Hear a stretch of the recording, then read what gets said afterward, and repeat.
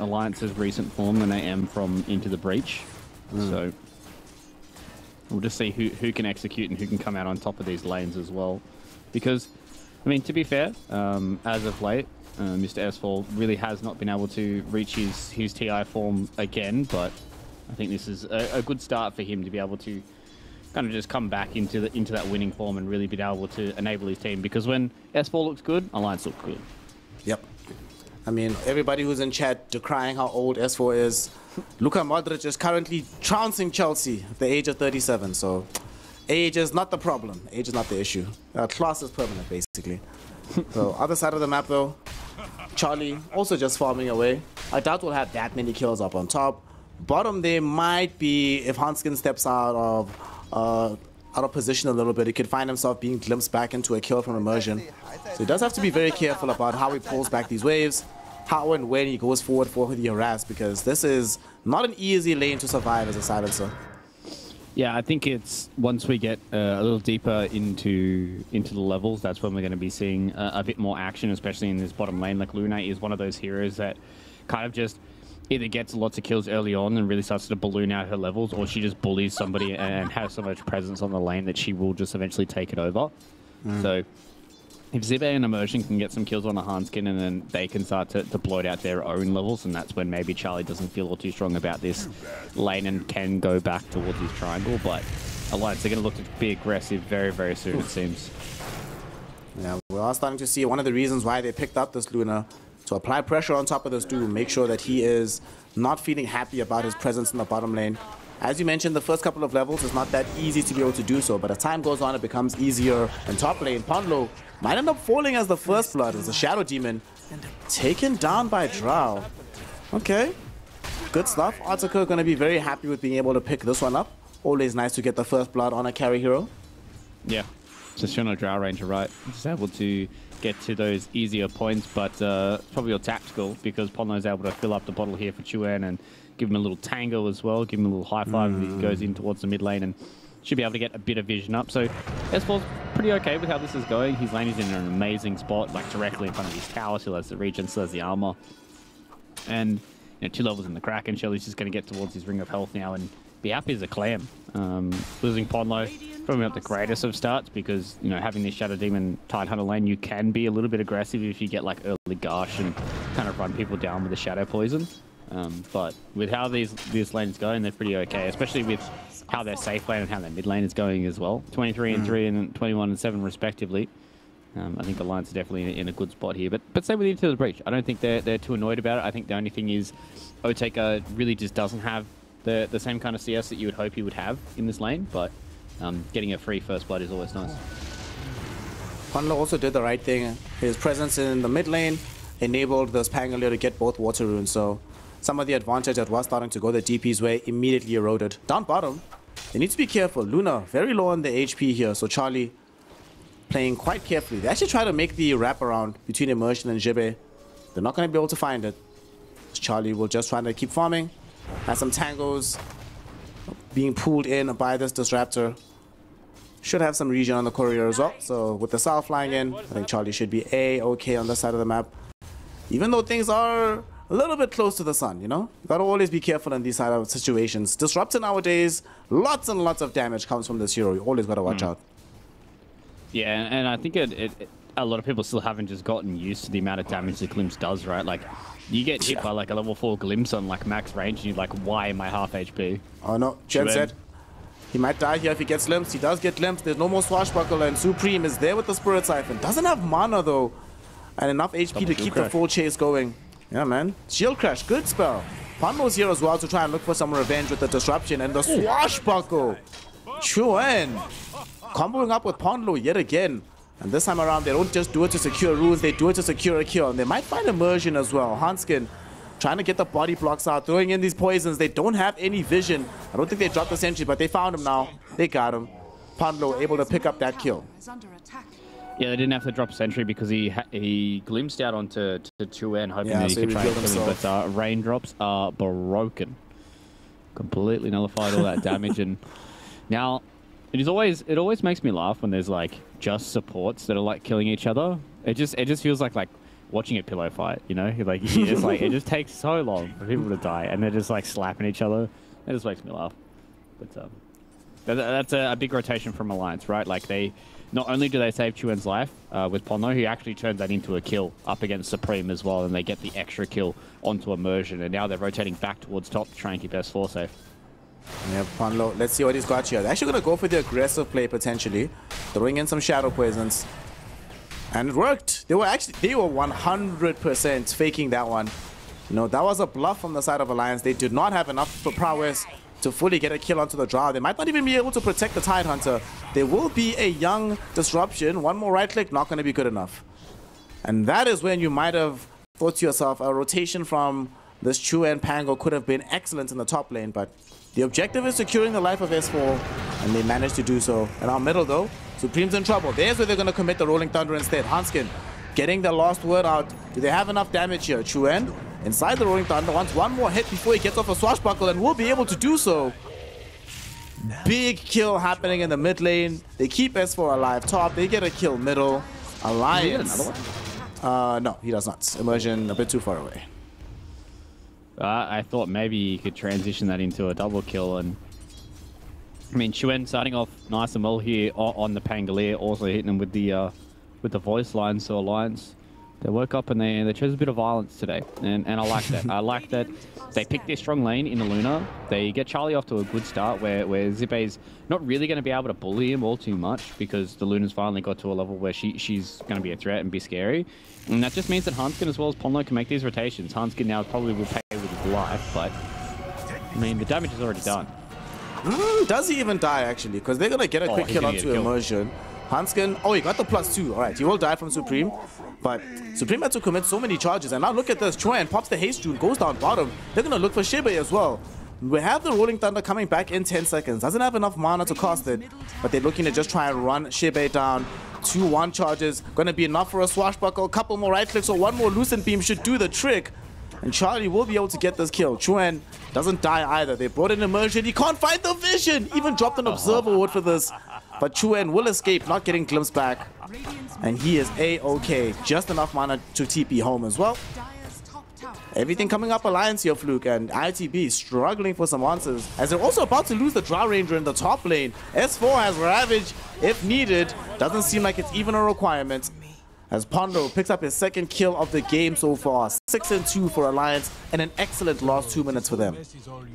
Yeah, and this is why I was putting a lot more of my faith into Alliance, right? Like last time, both of these two teams played in the DPC, Alliance were kind of hand out a pretty big smackdown, and Into the Breach unfortunately copped a big smackdown. So I think this is just going to be a whole lot more aggression coming out from Alliance, just them playing around the map. Like, look how fat Charlie is, man. He's like almost 4.5k right now. It's 1,000 gold above the next closest member.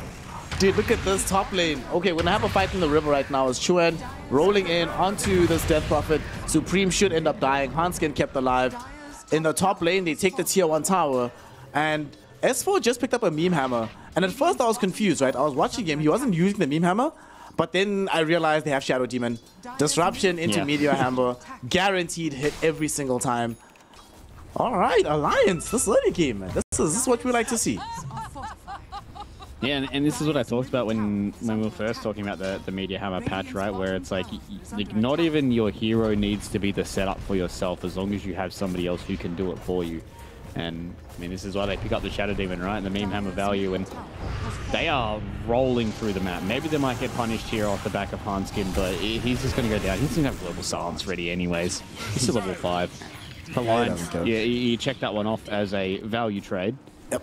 Because you take the tier 1 tower, you take the mid tower as well. Force Supreme to rotate towards the mid tower, and Charlie just continues farming. He's just hitting creeps. He's just whacking everything he sees in sight. And Alliance, they aren't like a mega head. Like, this isn't like, oh my god, 11 minutes, this game is over. But this is exactly what their draft needed to do and wants to do, because they want to try and group up as soon as they get a few of these items, right? Like, they've got the Meteor Hammer now for S4. He's going to be able to move towards probably like even like a Boots of Bearing, Guardian Grease if he wants to do that. Luna can just go like Manta into BKB, Chuen, Diffusal Blade, and he's ready to go. So There's a few items that are going to be on the horizon here for Alliance that are just going to enable them to kind of snowball and take over large portions of the map.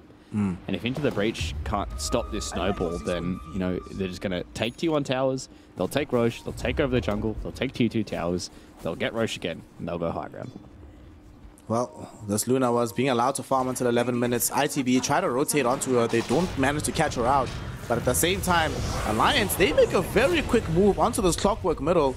They pop Ghosts as well as Static Storm to help deal with this. So now I'm worried about the subsequent fight here, because we see that Supreme, slowed down by the Demonic Purge of Ponlo, just gets ran down by the Watermelon of S4, and that's going to be a quick kill. They pop Ghosts for that. Oh no. That's the distressing part, because now when they come back, Alliance know that they can't actually make any big plays on the map. Drow's not ready to push down towers. Doom doesn't want to frontline fully just yet.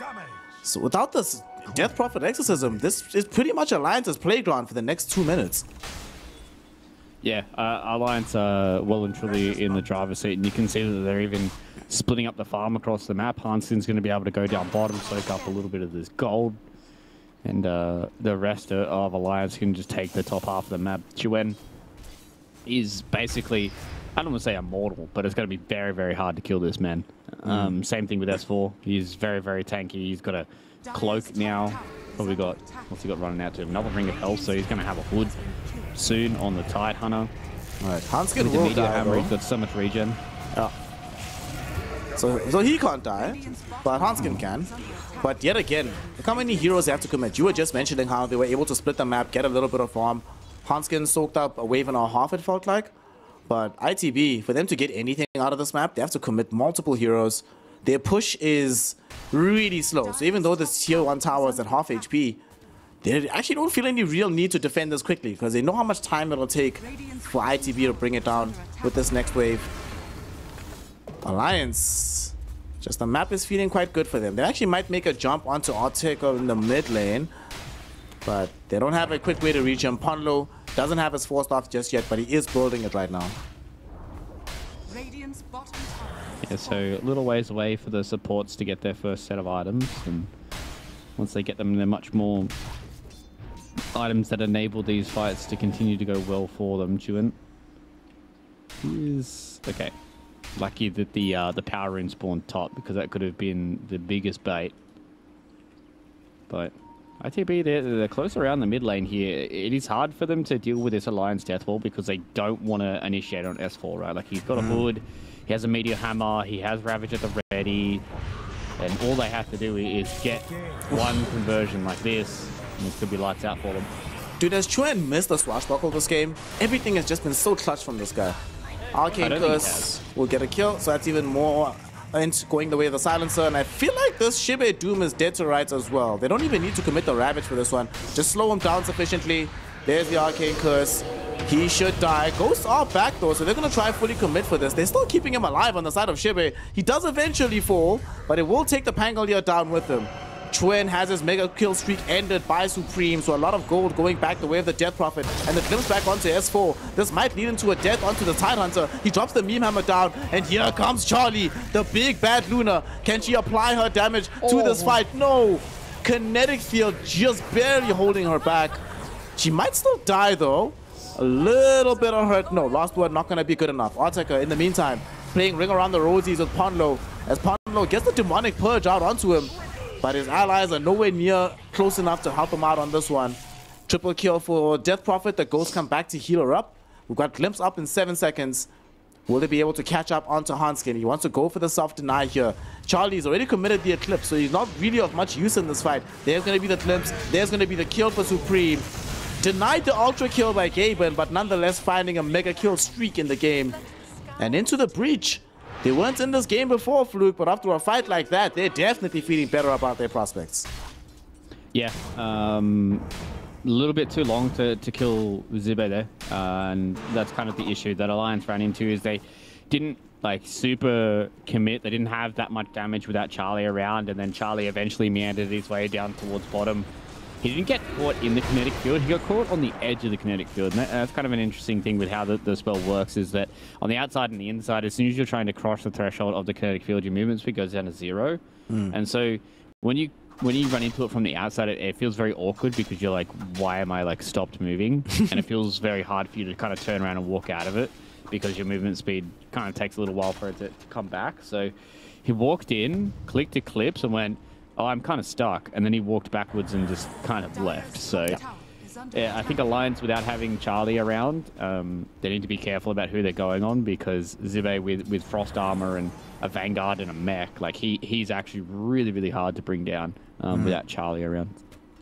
That's a very good point, actually, that if he had any other creep consumed, he probably dies there. But Yeah. just the fact that he has the Ice Armor gets to keep him alive, keep the fight going. But now, though, they are going to be going into the Roshan pit. They know that Ghosts are down. They are about to return for ITB, but they don't have the adequate vision to scout out that this move is happening. Clockwork hasn't sent through the Rocket Flare, and even if he does right now, it might be just too late. He does. They know what's up. The pings will come out, but there's no way they can actually get to this part of the map in time. So the first ages of the game will be sitting in the hands of Charlie and the gang. And you're going into the BKB next. I think at some point, it'll be very intriguing to me if this Luna picks up an Aghanim Scepter.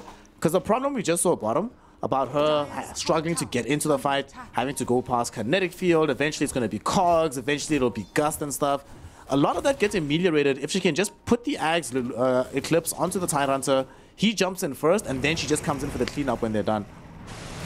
Yeah, I think it definitely could be like a big extension item, but you know, once you have BKB, a lot of this stuff really kind of goes by the wayside. And oh, I don't know about that Static Storm.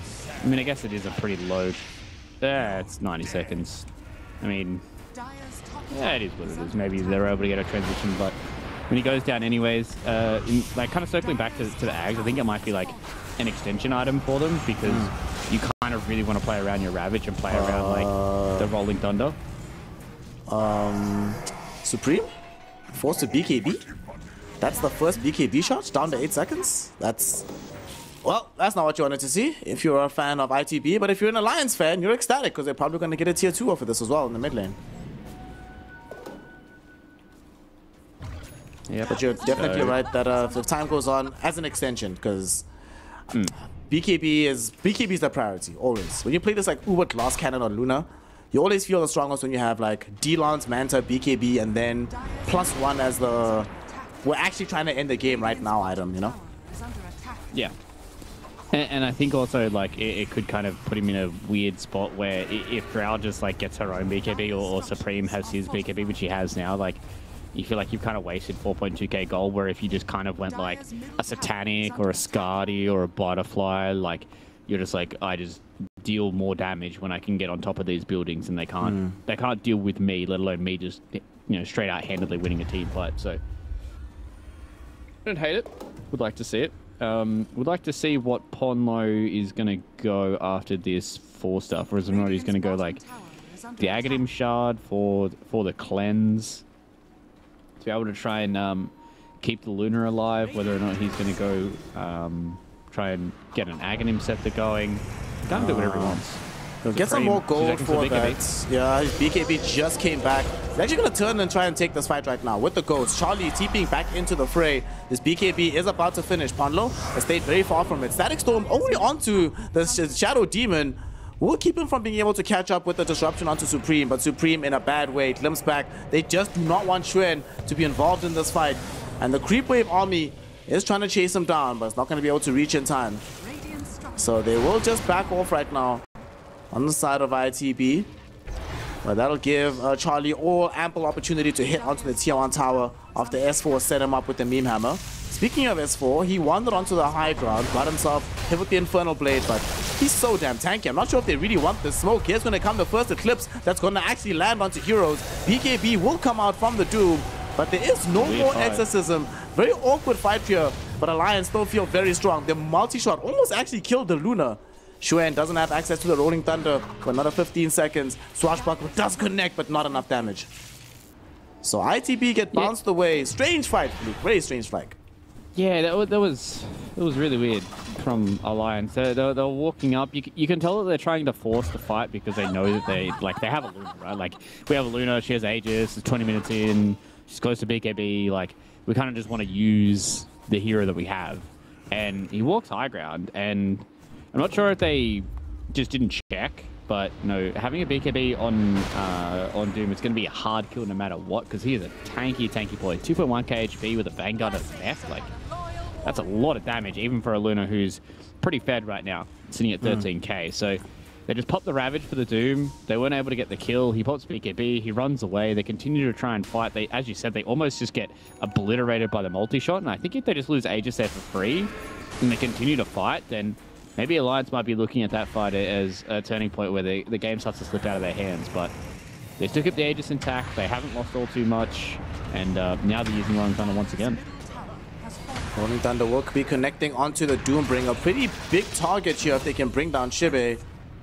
And he has no counterplay option. His BKB was still on cooldown, so no access to BKB TP plays. So that's a 4v5 defense they might have to mount here. Don't know if Alliance want to go up the hill. They only have 15 seconds remaining with this Aegis, so it feels a little bit too dangerous. And ITB will breathe a sigh of relief, but you still have two of their lanes fully pushed in practically. The bottom wave is okay, but still not necessarily in a favorable position. But the more important thing here, Fluke, is that Drow is just not getting farm. Otsuka is stuck right now on the Hurricane Pike with the shard, but we're not having any real progress towards picking up this BKB. So what we saw in the earlier fight with her being able to use multi-shot and zone back an entire team, that's going to stop being that relevant as time goes on if she doesn't get more items into her hands. Yeah, especially with BKBs coming up and all that kind of jazz, right? Like, it's really going to be... Oh, no. Oh, yeah. Oh. Genocide. Shout out to Top 5 things you hate observers to see. for catching that, you know, good job. Yeah, that's... Yeah. I'm not going to talk about it. We need some respect, okay? That's F's rough. in chat, please. F's in chat. Yeah, that's... I mean, like, cooldown, it is what it is. You win some, you lose some. There's always game 2, guys. Remember that. Always remember that. But right now, I think Alliance are just trying to accrue their next set of items before they try and get a fight. And I think that the thing is you can tell that they're getting a little bit antsy about trying to get some of these fights with the way that they were pushing with the Aegis and all that kind of stuff like that. Like, they're getting these tier 2 towers into the breach, really aren't trying to fight into them. They were looking for a little bit then with the smoke coming in from Respect, but weren't able to get it. But now that they've got the BKB as well as the double damage being popped with Charlie, I'd imagine they're just going to wait for this Hurricane Pike, and they're probably good to go. They have Guardian Greaves rolling out now for S4. 4-staff has been completed by Mr. Ponlo. Chuen has his own BKB. I believe that's a Blink Dagger running out to him now as well. Yes, he does. Yes, sir. So, I mean, Alliance, like, they're in a really good spot right now to just secure the bottom side of this map, get this last tier 2, maybe get a pick, and then try and go high ground, because they've still got about a minute and a bit until Roche may spawn. They feel hella strong, though, at this moment in time. Might not even need the Roche, and they're thinking about just sending some illusions probably in the lane with this DD rune on its last seconds. And ITB, they're the ones stuck between a rock and a hard place. If they show themselves pushing onto a tier 2 tower, they absolutely will find themselves in a race between tier 2 and tier 3. So they have to push sort of on the periphery, but Alliance can do this. They're sending the illusions from Charlie and the illusions from Ponlo. How I'd missed this combo. Good stuff. Good stuff. They actually might catch this Disruptor, though. Immersion in danger, but show is Shibe. Shibe! Oh no, he's showing himself. Can they kill him before he gets off the BKB? The chain disables are there, Fluke. He tries to get off the mech. Doesn't even bother with the BKB. He recognizes it's a fool's errand. And he goes down. 40 seconds in the grave. Does have buyback, but would be very low to use it at this stage of the game. Yeah, he was mega dead. Didn't want to pop the BKB in case he had the buyback in this next fight, but no. It's only a 20-second respawn time. Like, Alliance, I don't think they're in too much of a rush to end this game. Like, Pango and Tide going a little bit later into the game probably do pretty well. You know, the big team fight ultis that they can try and just build into more catch, whereas into the breach they're still relatively far behind. Oh, they found Supreme though. Nah, it's too difficult to Blink target. as well as BKB. I'm not sure about this Blink on this Death Prophet. I feel like this team really needs a Guardian Greaves. Like, somebody needs to get Greaves. The Doom, unfortunately, not going to be able to finish it. He bought mech, but needs to go back for, like, Blink, BKB. I think I would have liked the Blink third, but we're starting to see, I think we're going to see in the next fight that sustain is going to run out on ITB much faster than it does on the side of Alliance. Dire's top tower is under attack. Yeah. And you can see now that Alliance are more than happy to just continue to chip away with their illusions. That is a glyph on 9 HP. Kind of circling back to the Blink Dagger for DP. I think it gives Supreme a little bit of initiative. Just allows him to kind of just start a fight for his team, go into the backlines, maybe find Ponlo, maybe find Hanskin and just take them down. I do agree with you that like this team does need auras though, because you're playing into a Luna, right? Like you need Crimson plus Guardian Greaves to be able to deal with her and all the little illusions. Well, it can be rough. We do have a Doom coming out on the Tidehunter, so no Ravage for this fight. Global Silence will come out. They're onto Pondler with the Exorcism Ghost, and they should be able to find the initial kill. So he buys back instantly. Let's see if S4 will die as well. In the meantime, they bring down the Clockwork. Static Storm also dropped down the S4. Static Storm plus Doom, and he's still freaking alive. Chuen, he's closing down the Drow Ranger. They don't have their right clicker for this fight. Charlie goes into his own BKB. They're going to be leading down Supreme. Supreme is going to die. And look at Chuen with BKB, solo zoning 4 heroes on the side of ITB and just going to run down this Drow. She does manage to survive by the skin of her teeth. Chuen misses his first swashbuckle of the entire game, and that will allow the Drow to live. But it took everything out of ITB to keep her alive. Erstwhile, they expend everything on Tidehunter, and S4 is still freaking alive. Bruh. I wish there was like a stat for like damage taken in that fight. He did literally 0 damage. he did 0 damage. But he copped, I think, probably like, I don't know, a boatload. An absolute boatload. And I don't know how he still survived. Chuen was doing God's work in the background. Unfortunately, he wasn't able to sneak that final kill there onto Otaka, but if he was able to snipe that, I mean, I probably wouldn't be too sad if Into the Breach just called it there, if that was kind of the way that team fight went. So, luckily enough for Into the Breach is they get to wait a few extra seconds before Alliance go walk in and take their free Roche for today. Yep, the second free Roche for today. Yeah, and I think that the scary part from that is not only the fact that they didn't kill S4, but they did that fight that, you know, Hanskin was a little late on the Global Silence. They instantly doomed S4. They got the Static Storm out on S4 as well. Ponlo had to fly back, instantly got blown up by Supreme. So, like, Into the Breach, there was a pretty good fight for them, but they just weren't able to convert it into anything. And nice block there from Hanskin. Yep, Hanskin plays enough Clockwork to know what the angles are. And they were prepared for this one. He does manage to get himself on the high ground here. Certainly will die though. As Chuen, they leave the kill for him with the swashbuckle. In the meantime, Charlie gets to finish off the Roshan, picking up the Aegis of the Immortal as well as the Aghanim Shard. So this Luna, wow, Charlie.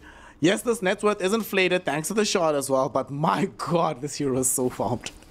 Yeah, he's a big boy. He's a very big boy, and if you took him away, they would still have a net worth lead on the side of Into the Breach. If they took the lead away from Otaka, it'd still be in the lead. So yeah, Alliance, they're in a good spot, and this is where Luna shines. You've taken the tier 3 tower, and literally every building and every hero within the vicinity is just getting bopped to the head by some crescent glaives.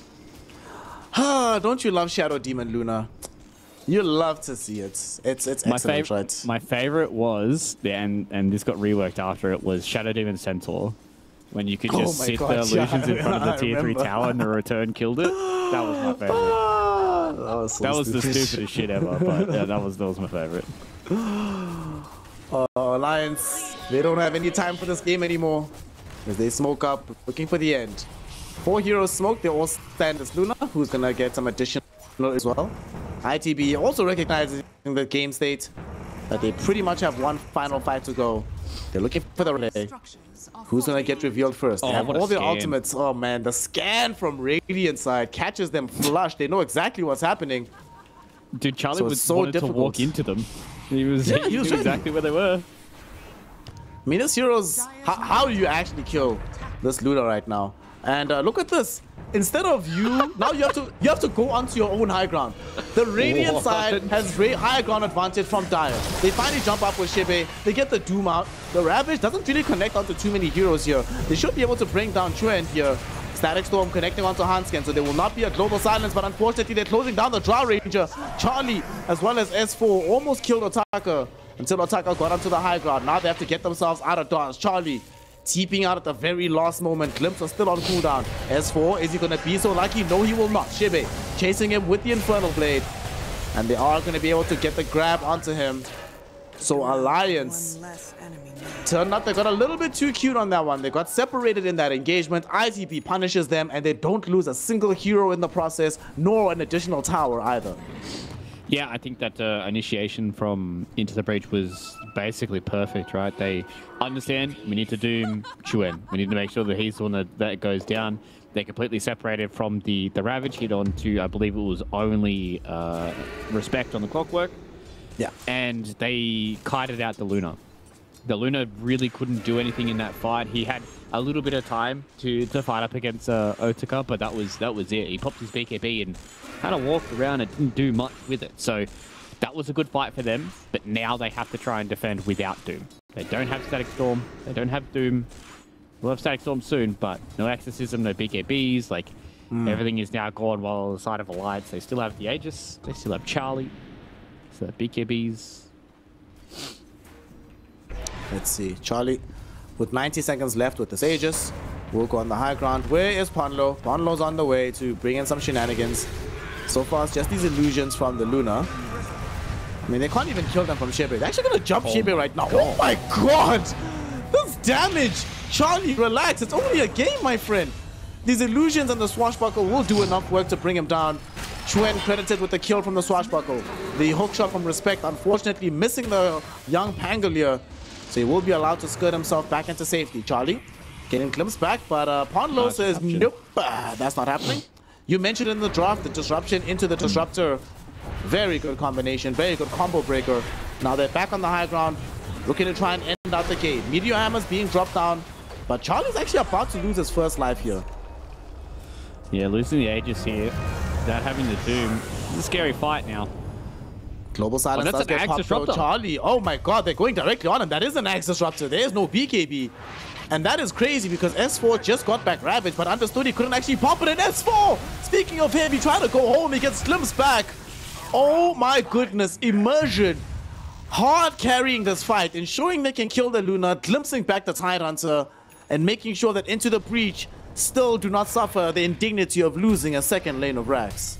Yeah, I was like, oh, this is just going to be fine. Like, it doesn't matter about the Static Storm. He's just going to be able to pop BKB in standard fight. And then I looked at the feat of Immersion and went, wait, hold the phone. He's got Aghanim Scepter. And that just means they get themselves a free kill on the Charlie. And now this game is starting to swing slightly back in their favor. We saw that before, you know, in the last couple of fights, Otaka really only had 4-staff, and now he's got Manta and BKB on top of that, going towards the Butterfly. And Alliance, they're not, you know, completely fumbling the bag just yet, but they are slowly starting to lose their lead. Their game is still well ahead of them. They're 1 racks up, looking towards their second, but they need to make sure they're not getting punished when they're going for these high ground pushes. They need to make sure that they're getting out clean, because if they keep losing these fights like this, Otaka as well as Supreme, they will take your base just as fast as you take theirs. Especially if this game starts getting later and later.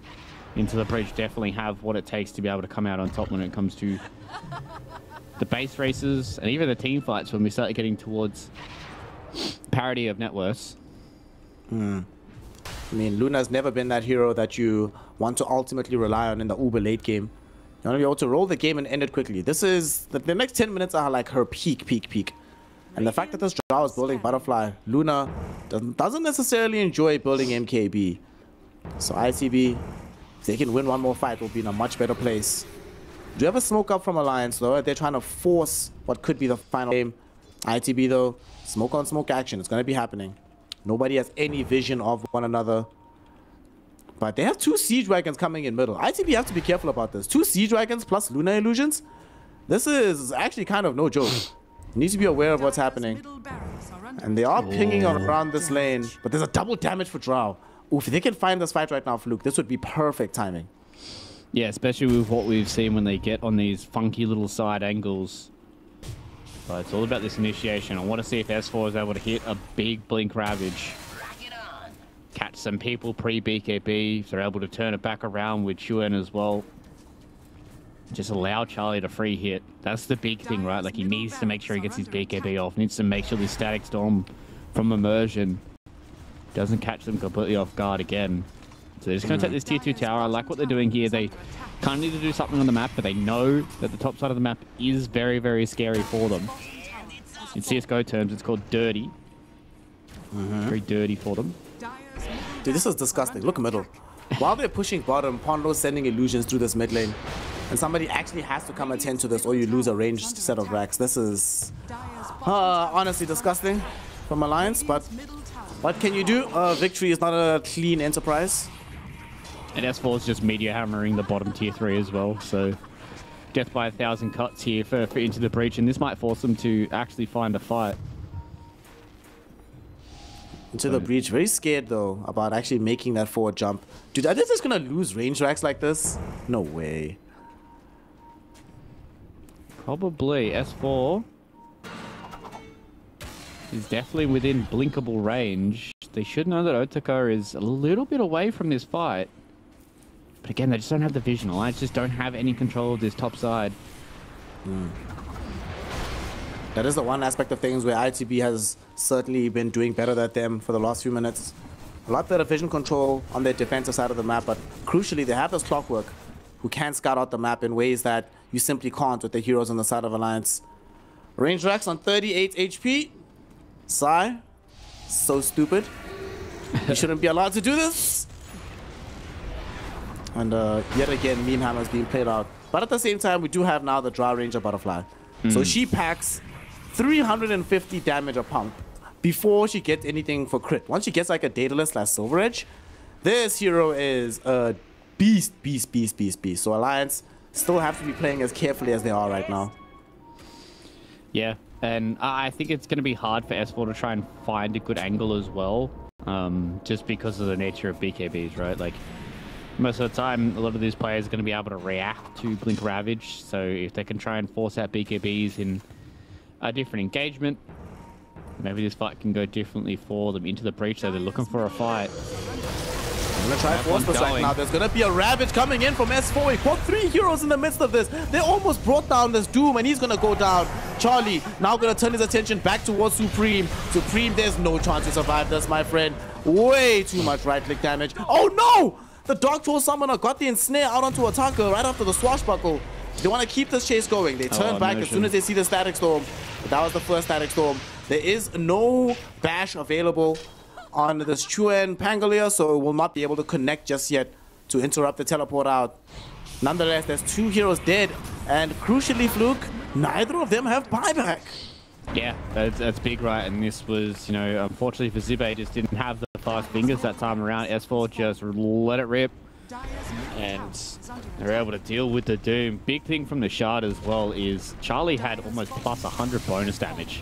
Oh my god. From his Shard. So he hit like a train. Well, Charlie might need to hit like a train again. He gets jumped on right now by Respect. But Respect didn't show adequate amounts of respect to the damage that this Luna does as he goes down. Space was created by Chuen on the back end. And they don't really care about winning in a subsequent fight because they've gotten what they really came for. Another lane of racks that makes it full megas. And ITB, if I'm looking at the itemization, Fluke, I do not see an Aghanim Scepter on the Drow Ranger. I do not see anybody with big wave clear, really. So they're going to be in a very awkward position right now playing into these megas. Yeah, it's probably a scenario now where you just go for these hard pushes in all 3 of your lanes. You do a desperation smoke and hope that you win the game. It's going to be hard times, but this is probably going to be final fight territory here for Into the Breach. You can see they are all grouped up. Oh, big hook shot coming in with the Static Storm. This will allow them to kill Chuen. He doesn't have buyback either. Supreme with BKB active was trying to hold down Pondler with the Spirit Siphon. Not going to be able to do so. Hanskin glimpse back. That's a big kill. Silencer dead, and Silencer already committed global. They're actually going to get this Aegis and a cheese and a refresher shot for themselves. Yeah, so this is what I'm talking about with the desperation smoke, right? Like that's kind of just what you're wanting. That you just hoping that you catch them off guard and catch them doing something that they shouldn't be, and you're able to get something big out of it. And they do get something very, very big out of it. And they get an Aegis now. They have a refresher. Otaka's got a blink dagger now as well. Supreme has Shivas and Chi. This is one of the few times, as good as refresher is normally, I'm sure Otaka was like, man, Aghanim Scepter would have been cool.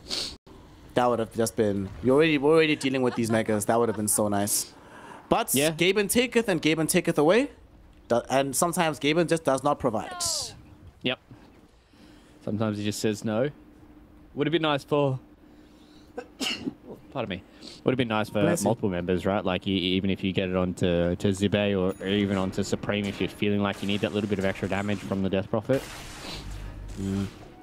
So, yeah, Aghanim Scepter would have been really, really nice for them, but at the end of the day, they have to sit back and defend Mega Creeps. So, I think this Aegis is really kind of just going to prolong the game by about 5 minutes because you don't want to go high ground into an Aegis and a few buybacks if you are Alliance. So they're just going to sit back and farm and get to their next set of items.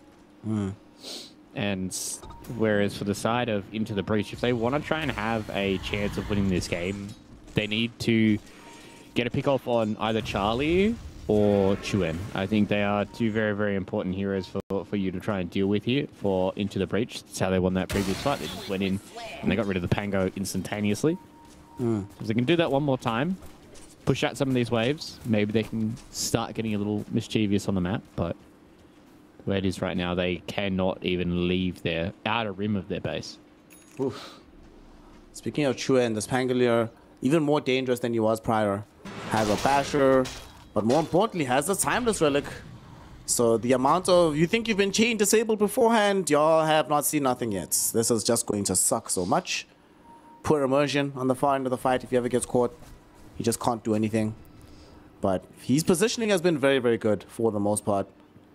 So they still need to play well on the side of Alliance.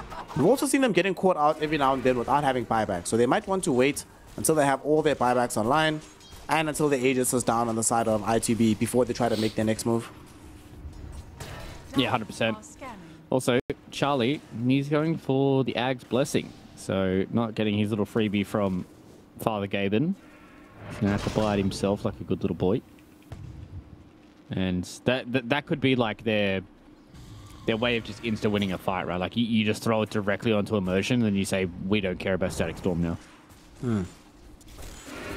If they get that online, you just throw it onto the Pango, you throw it onto the Tidehunter as they jump in. Suddenly there's an absurd amount of damage hitting the backlines. But they're playing this patiently. All 5 heroes playing as close together as possible. One of them will go on a foray elsewhere, but very quickly rejoins the squad. We are also in late game Dota pretty much here, Fluke, which means that literally anything can happen. 3k gold lead, who the hell cares? Mega creeps, who the hell cares? I mean, okay, we kind of care about megas, but very confusing things can still happen in this game right now. And as look at this, they're smoking up. They're going for the full big wraparound. They're going for the disruptor first. Oh no, he's the big player. He dies. Does have buyback. Will they be able to force it out is the question. Looks like they're a bit skittish about going immediately back for another engagement, but respect. Going in with the jetpack, looking for them. Finds the hook shot onto this Pangle here. Lucent Beam does half of his HP. Oh, they did couple of right clicks later, respect is gone. And now there's the Rabbit catching on to 2. Drow Ranger and the Death Prophet both gone. It is the first life for the Drow, but I'm not sure she has a shot for the second, as she does not have access to the BKB just yet. Finally gets it back online, but will find herself right click down by Charlie. That is a dead Drow Ranger. She does buy back. Supreme, no access to Ghost. Does have BKB. But getting forward in this fight is very complicated right now. On the bright side, Fluke, they do not have access to another Ravage, another Global, another Rolling Thunder, nor another Eclipse. So they might decide to just let discretion be the better part of valor. Back off, wait for these spells before they come back in to end the game. Yeah, potentially. Or they could try and full disrespect, walk in without any of these ultimates, without any of these cooldowns, and just try and end this bad boy right here, right now. They are ahead by a boatload of money. 17k gold ahead. Chuen goes in, finds both heroes with the Rolling Thunder. Oh man, this guy has just been on point with this Pangolier. We see why they gave it to him in the first phase. Supreme left all alone by the tier 4 towers. Will get right-clicked down by Charlie. And now Charlie, Hurricane Pike outside of the kinetic field before it can trap him in. Ends up killing off this disruptor. No buyback for him. The last remaining member standing try to come in. There will be a Doom that goes in onto the Luna, but it doesn't really matter because the creeps are...